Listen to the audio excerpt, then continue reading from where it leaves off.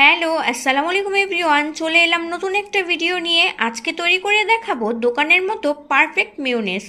কিভাবে খুব সহজে পারফেক্ট মেয়োনেজ তৈরি করব সেটা আজকে ভিডিওতে দেখতে পাবেন। এখানে আমি 2টা সিদ্ধ ডিম নিয়েছি। মেয়োনেজ তৈরি করার জন্য এখানে আমি ব্লেন্ডার নিয়েছি। এখন দিয়ে দিব এই 2টা সিদ্ধ করা ডিম। দিয়ে দিব 4টা রসুনের কোয়া, 1 চা চামচ পরিমাণ আস্ত গোলমরিচ দিয়ে দিব। এখন দিয়ে দিব হাফ কাপ পরিমাণ পানি। দিয়ে দিব 4 কাপের হাফ কাপ পরিমাণ সয়াবিন তেল। এখন দিয়ে দিব 1 টেবিল চামচ চিনি।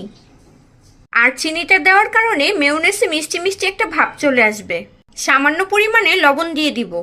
4 কাপের হাফ কাপ পরিমাণ ভিনেগার। দিয়ে দিব 2 টেবিল চামচ পরিমাণ গুঁড়ো দুধ। এখন ঢাকনা দিয়ে ঢেকে সবগুলো একসাথে ব্লেন্ডারে ব্লেন্ড করে নিতে হবে।